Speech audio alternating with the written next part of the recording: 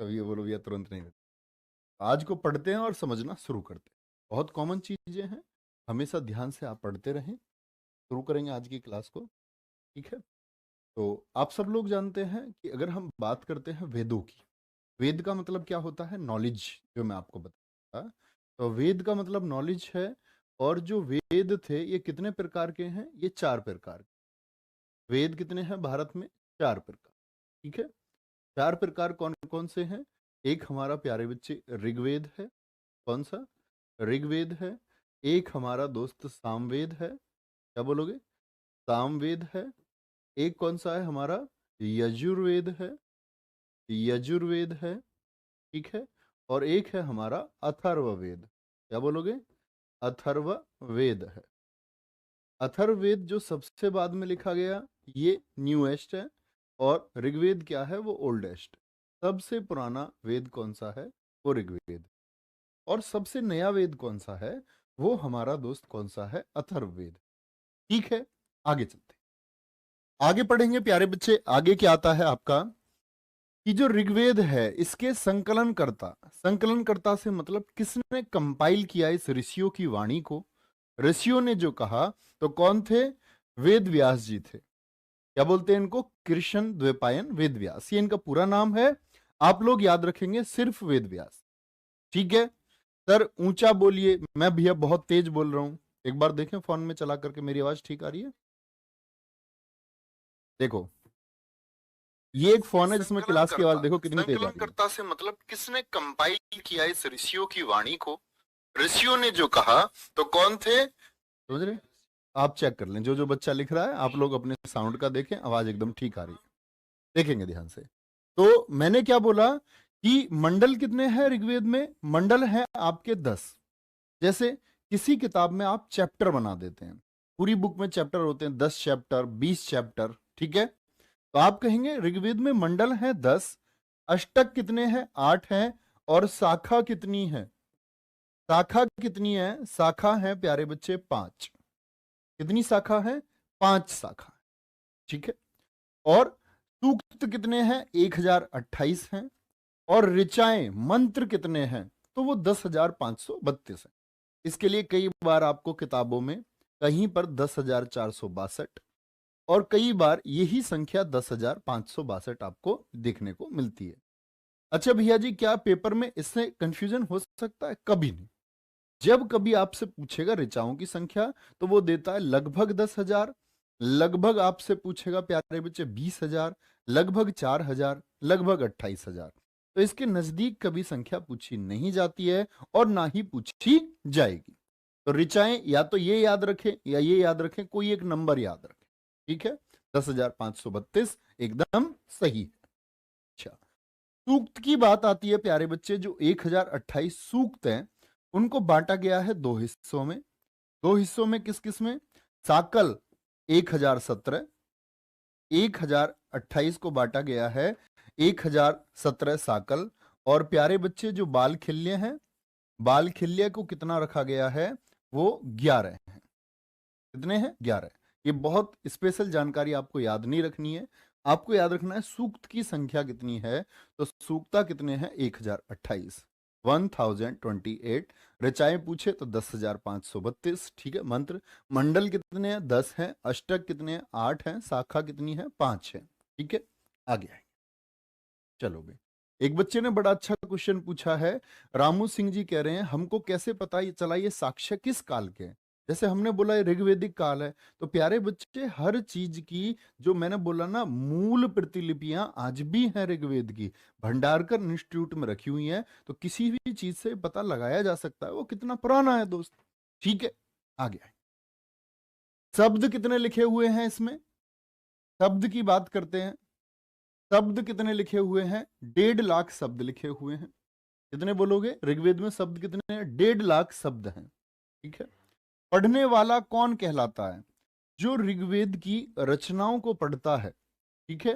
ऋग्वेद की रचनाओं को पढ़ने वाला जो ऋषि होता था, उस ऋषि को हम क्या कहते थे? होत्र कहते थे। होत्र या फिर होता, ठीक है। इन सभी से क्वेश्चन बनते हैं।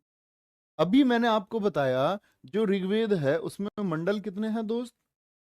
आप कहेंगे मंडल भैया आपने बताए 10, ठीक है। अष्टक आपने 8 बताए। शाखा कितने बताए? तो शाखा बताई आपने 5, ठीक है। आगे अब जो ये तीसरा मंडल है, बहुत इंपॉर्टेंट पूछा जाता है, ऋग्वेद के किस मंडल में गायत्री मंत्र को बताया गया है?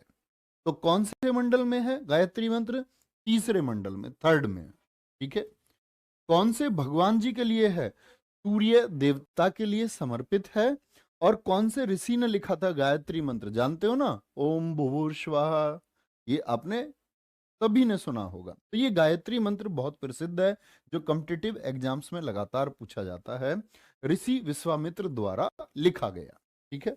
चौथे मंडल में किसको? एग्रीकल्चर को, यानी कृषि को बताया गया है।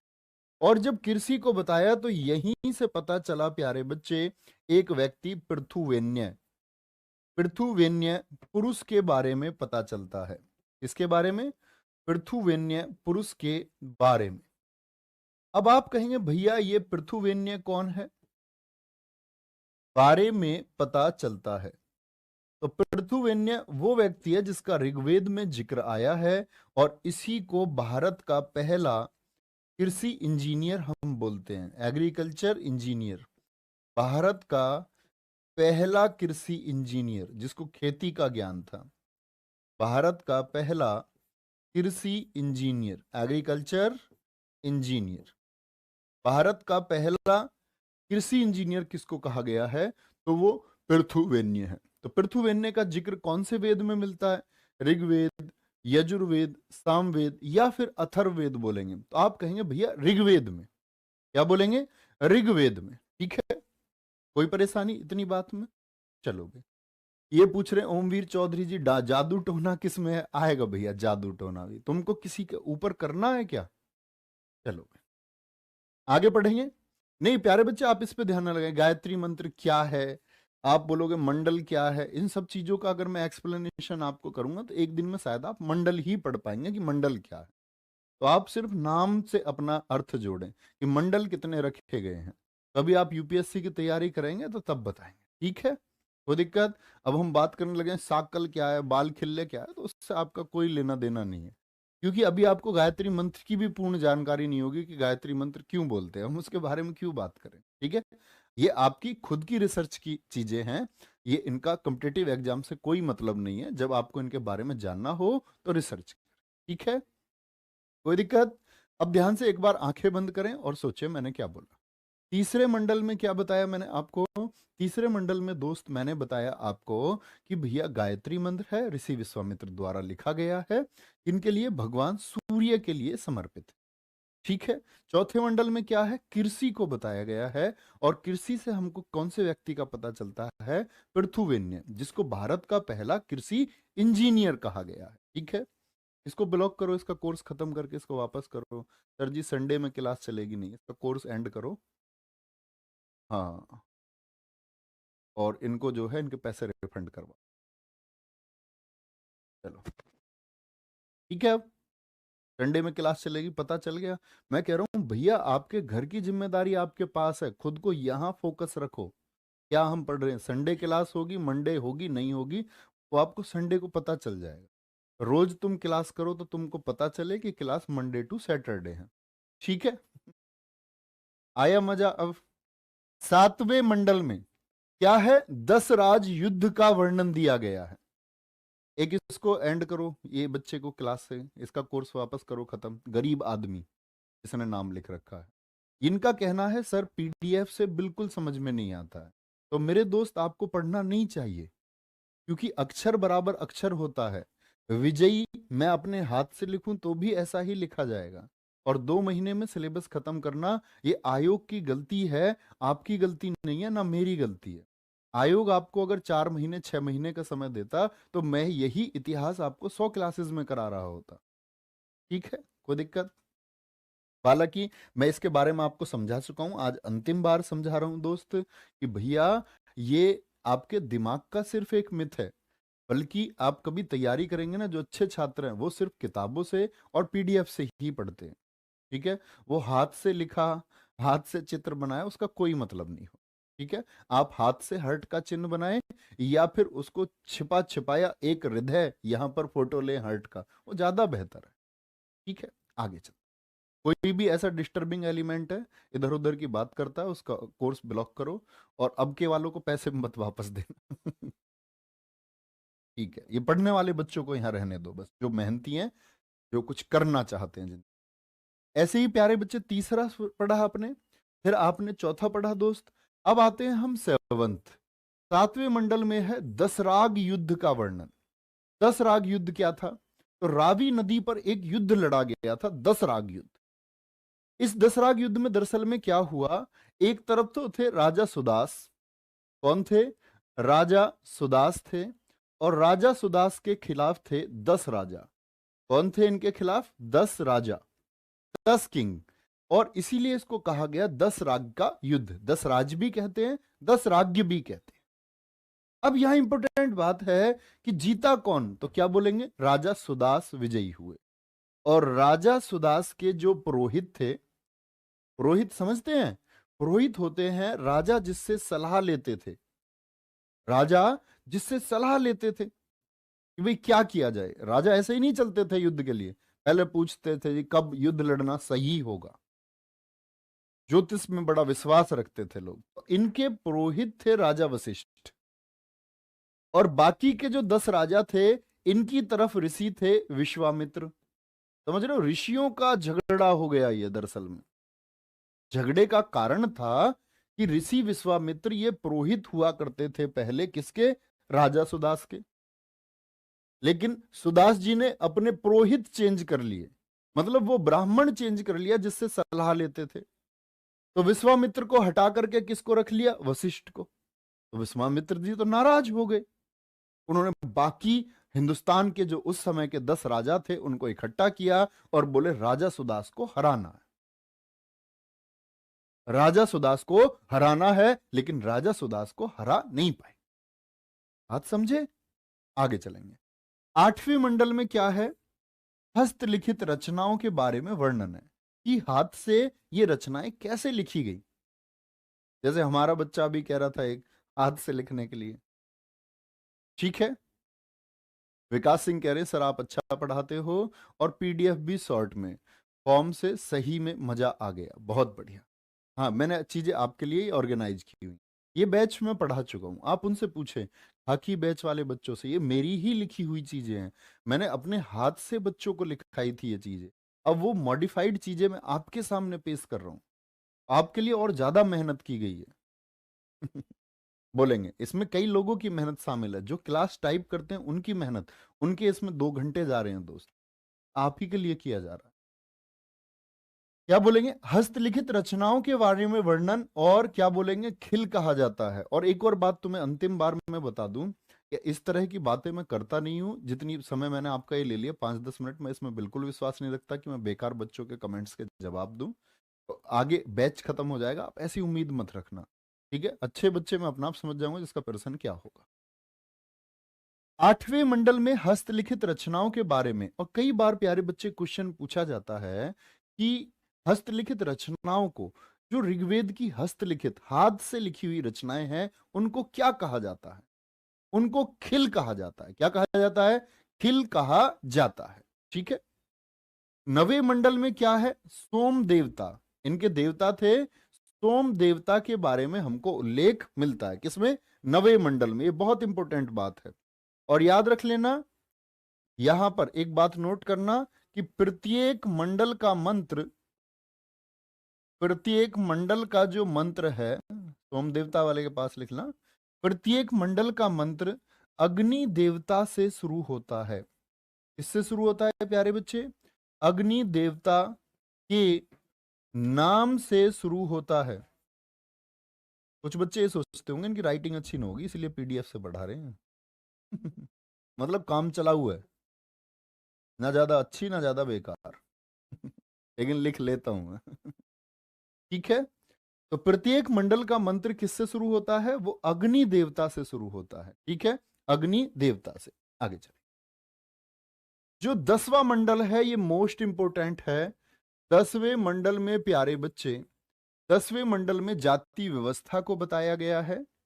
जाति व्यवस्था किसमें बटी हुई थी हमारी? चतुस्वर्ण। चतुस्वर्ण मतलब 4 वर्णों में।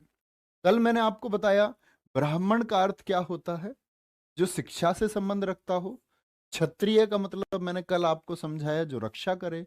वैश्य कौन था? जो लेन देन आदि का कार्य करे। शूद्र कौन था? जो कारीगर हो। कारीगर मतलब जो हाथ से लिखना जानता हो, ठीक है? हाथ से लिखना या हाथ से काम करना जानता हो। ऐसे नहीं लिखने का मतलब लेखक हो गया, वो अपना काम करता है।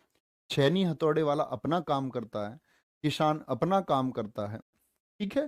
तो ये जाति व्यवस्था हमको कहां पता चलती है? ये ऋग्वेद में पुरुष सूक्त में। और इतनी बार एसएससी ने पूछा, इसी बार पूछा एसएससी जेई ने, ठीक है?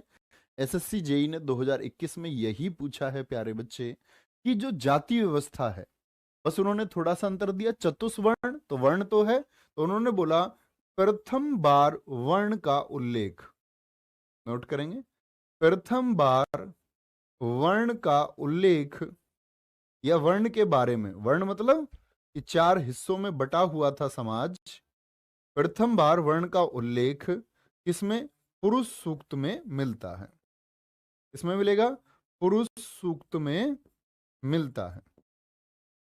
ये नोट कर लेंगे, बहुत इंपॉर्टेंट जानकारी है। कहां मिलता है? पुरुष सूक्त में, ठीक है?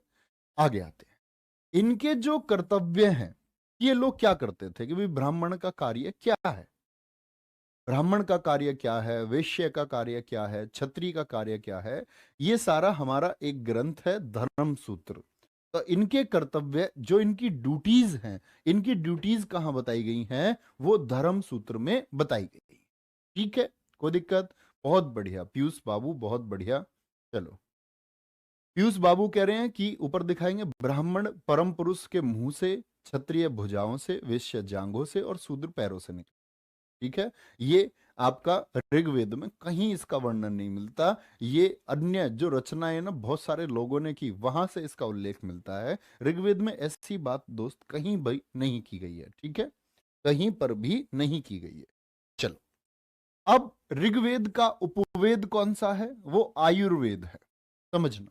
अब आप कहेंगे भैया वेद का उपवेद क्यों होगा? तो ऋग्वेद को आसान बनाने के लिए, ऋग्वेद को समझ में आ पाए, ऋग्वेद को लोग समझ पाए, इसीलिए उसका उपवेद लिखा गया, छोटी रचना लिखी गई जिसमें चीजों को आसान किया गया। तो ऋग्वेद का उपवेद कौन है? वो आयुर्वेद है, ठीक है? ये याद रखेंगे। लेकिन एक हमारे सुश्रुत हुए हैं, आचार्य सुश्रुत। सुश्रुत इस बात को नहीं मानते हैं। सुश्रुत के अनुसार जो ये आयुर्वेद है, ये अथर्ववेद का उपवेद है। तो कॉम्पिटिटिव एग्जाम में क्या क्वेश्चन बनता है?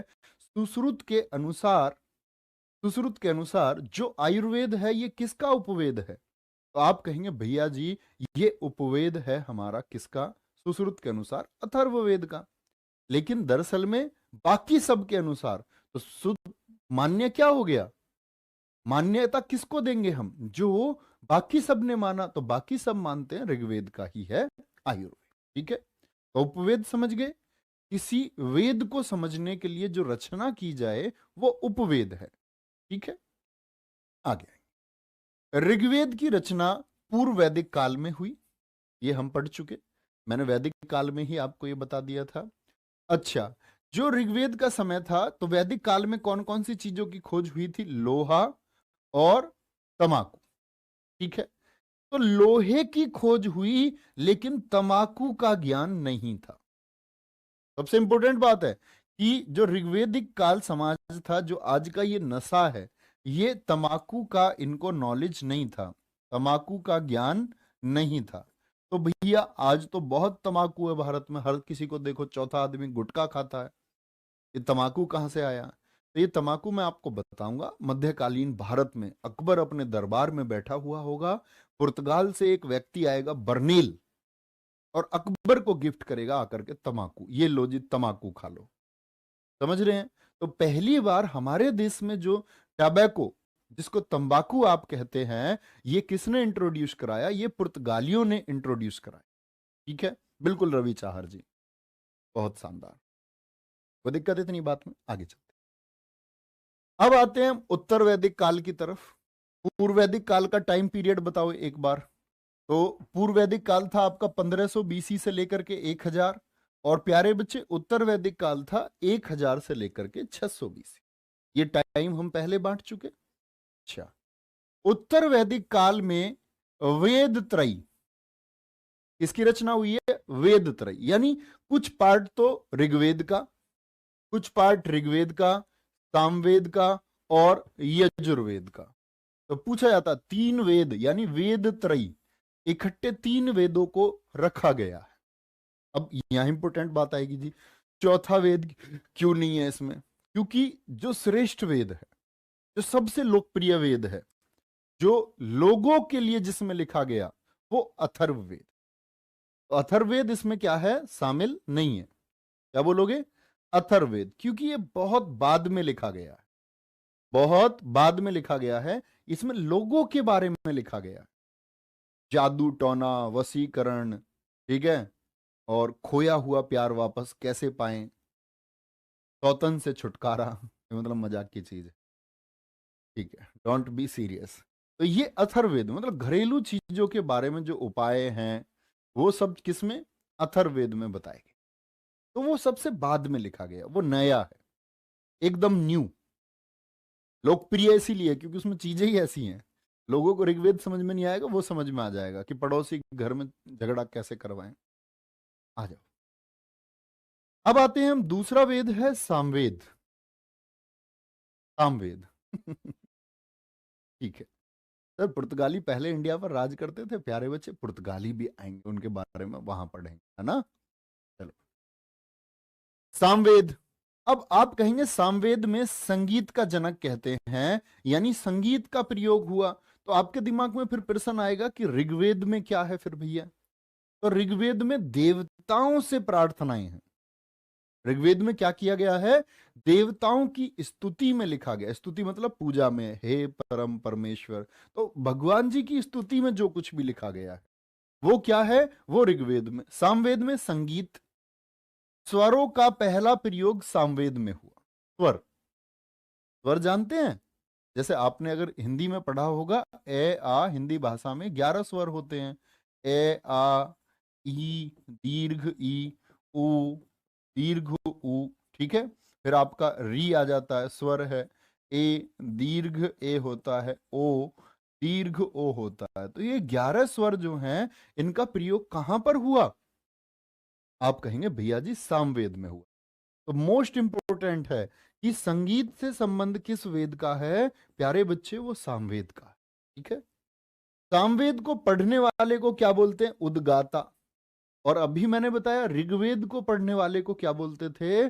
उनको कहते थे भैया जी हम, बोले एक बार, होत्र या होता। बहुत बढ़िया देश Deepak ji, too much thank you मेरे।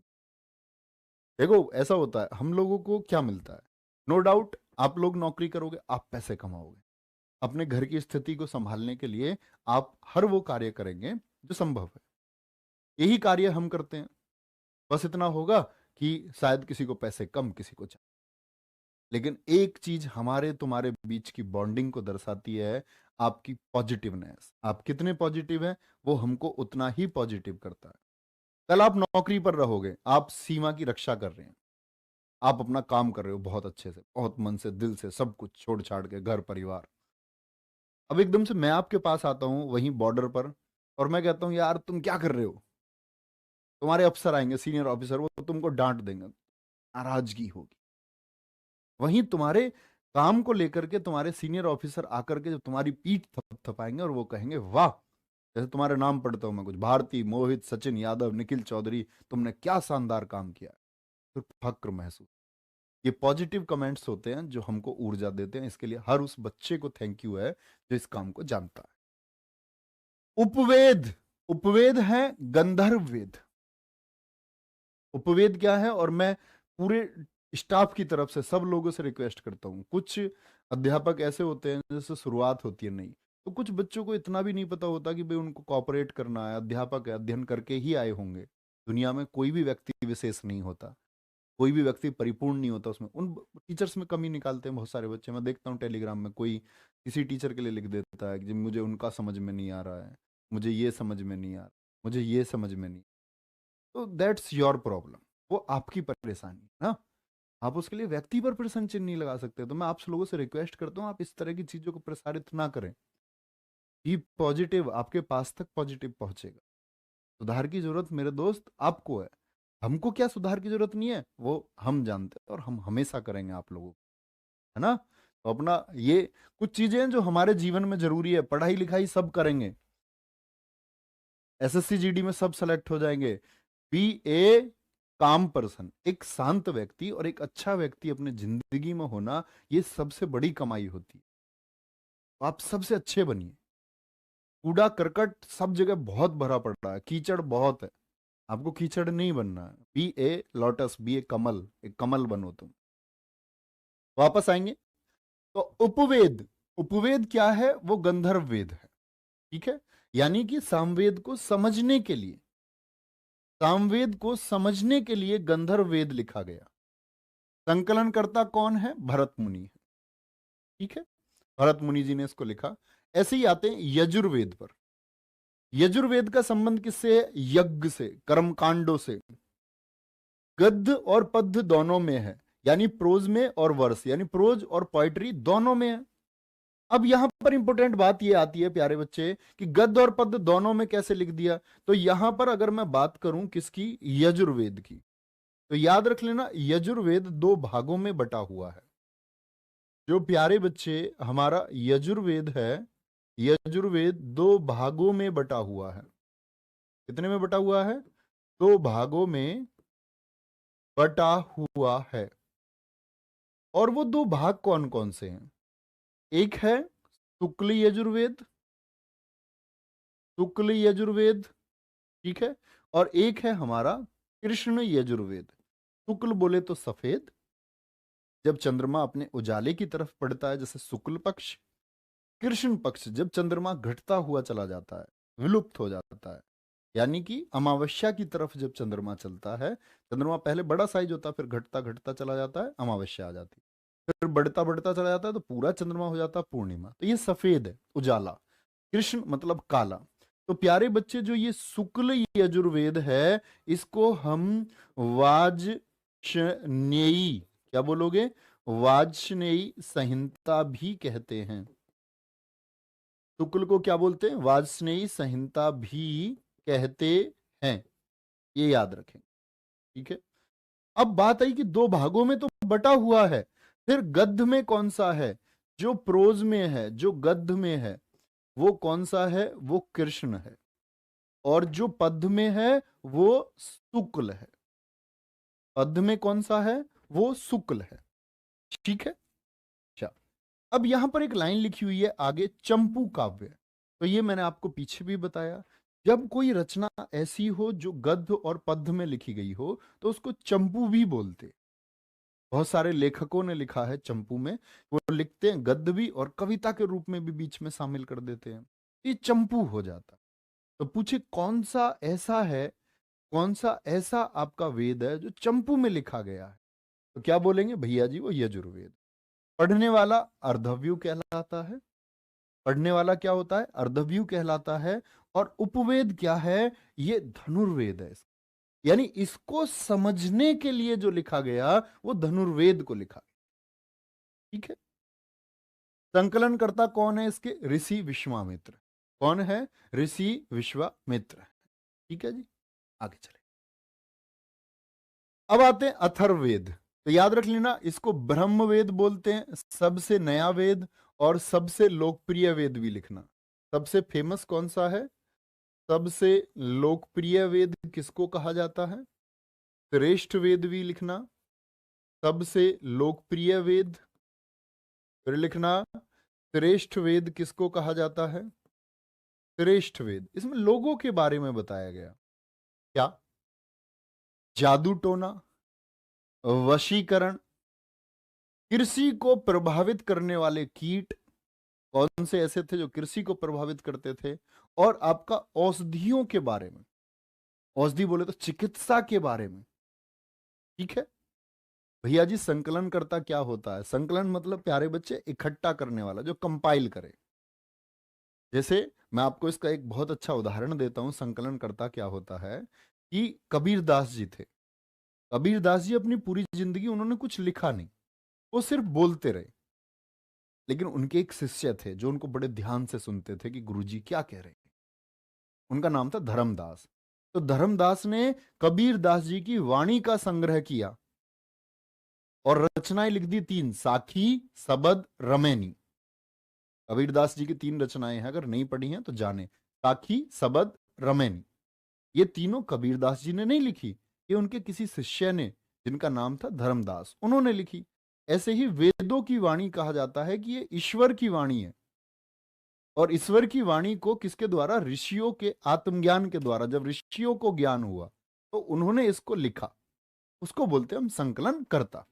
ठीक है, आगे आएंगे। कन्या जन्म पर निंदा किसकी की गई है? अथर्ववेद की। यानी कि हमारा ऋग्वेद बहुत ठीक था। ऋग्वेद में मैंने आपको बताया कि जो वैदिक काल था उसमें लोग कितने एडवांस थे, पर्दा तक नहीं करवाते थे, छुआछूत जैसी चीजें नहीं थी, ये जातियों का जो अंतर है ये नहीं था। लेकिन जैसे जैसे समाज आगे बढ़ता गया, समाज भ्रष्ट होता चला। हम लोग खुद को विकसित कहने लग गए, दरअसल में हम लोग खत्म हो चुके थे और अपने खात्मे की तरफ हम लोग बढ़ रहे थे। जो मनुष्य है वो मनुष्य से दूर होता जा रहा। तो अथर्ववेद जब लिखा गया तो कन्या जन्म पर निंदाएं होने लगी, कन्या को एक अभिशाप समझा जाने लगा और लोग समझने लग गए कि भाई अब कन्या घर में आई तो लोगों के माथे पर सिकन आने लगी। समझ रहे हैं ये किसकी वजह से हुआ? लोगों की वजह से। ये क्यों हुआ जी? दरअसल में आप देखोगे, मैं आपको जब पढ़ाऊंगा चंद्रगुप्त मौर्य के बारे में, चंद्रगुप्त मौर्य जैसे शासकों को मगध में दहेज की प्रक्रियाएं शुरू हो गई। उस समय काशी भी दहेज में मिला था, मगध साम्राज्य के समय। तो आप देखेंगे दहेज चल रहा है और दहेज ने पैदा किया कन्या जन्म की निंदा को। माता पिता परेशान रहने लगे कि पुत्री हुई है तो दहेज देना हो। ऐसा आज भी है। आप लोग आज विचार करें, अपने आसपास के परिवेश को देखें, क्योंकि आप भी लगे, बच्चे जब नौकरी लगोगे ना तो आपके पड़ोस में किसी को कोई गाड़ी मिली होगी, आपको लगेगा उसको ये गाड़ी मिली है मुझको मिलनी चाहिए। तो हम लोग मतलब खुद कारण हैं उसके, हम में से कोई बदलाव उसको नहीं करना चाहता, ना के बराबर लोग उसके लिए प्रयास करते हैं। वो गिने चुने लोग हैं, है ना, जो ये कहते हैं कि भाई हम दहेज नहीं लेंगे, कामयाब होने के बाद खुद बोले। अब आप लोग मुझसे यहाँ बोल सकते हैं भैया हम प्रॉमिस करते हैं दहेज नहीं लेंगे। जैसे मैं हूं, मैं तुमसे प्रॉमिस करता हूं कि मैं अपनी शादी में दहेज नहीं लूंगा। क्या तुम ऐसा प्रॉमिस मुझसे कर सकते हो? लेकिन तुम्हारा मुझको पता नहीं चलेगा, लेकिन मेरा तुमको पता चल जाए भैया कुछ लिया या नहीं लिया। तो ये सारी चीजें मनुष्य ने पैदा की हैं, मनुष्य ने। तो क्या बोलेंगे, पढ़ने वाला कौन कहलाता है? ब्रह्मा, ब्रह्मणी ब्रह्मा। अथर्ववेद को, अथर्ववेद को समझने के लिए कौन सा उपवेद लिखा गया? शिल्पवेद। उपवेद बहुत महत्वपूर्ण है। ठीक है, क्या बोलेंगे? संकलनकर्ता कौन थे? विश्वामित्र। कौन थे? विश्वामित्र थे। तो ये ऋषि लोग हैं। क्या बोलोगे? ये ऋषि लोग। अब आप कहोगे भैया नए वेद तक का समय आ गया, विश्वामित्र जी कहाँ हैं? क्या विश्वामित्र जी बने हुए हैं? बिल्कुल बने हुए। ठीक है, आधुनिक पुरुष नहीं है ये ऋषि हैं। कौन है ये ऋषि हैं। भगवान परशुराम जी एक ऋषि थे। आप सोचे, भगवान परशुराम जी, आप बोलो वो रामायण में थे या नहीं थे? आप कहेंगे भैया भगवान परशुराम जी रामायण में, हाँ, धनुष की बात जब थी तो किसको दिया गया था? उन्होंने जनक नाम के उपाध्याय जो तो धनुष देके चले गए ना जनक को, उनके पूर्वजों को देकर के गए, उपाधि उनकी सबकी जनक थी। आए थे रामायण में? नहीं। अच्छा, महाभारत में परशुराम जी थे या नहीं? बिल्कुल थे। भीष्म पितामह के गुरु कौन है? द्रोणाचार्य को किसने सिखाया? कर्ण को किसने सिखाया? ये 3 वॉरियर्स, 3 योद्धा किसने बनाए? भगवान परशुराम जी ने बनाए। तो ये ऋषि है, ये बड़े लंबे समय तक जीवित रहते थे। ठीक है, आगे आए। अब आते हैं ब्राह्मण ग्रंथ। एक तो उपवेद लिखे गए, तो उपवेद में भी लोगों को परेशानी आई। उपवेद से पहले मैं आपको दो चीजें नोट कराता हूं प्यारे बच्चे, ब्राह्मण ग्रंथ से भी पहले ये चीजें नोट करना आप।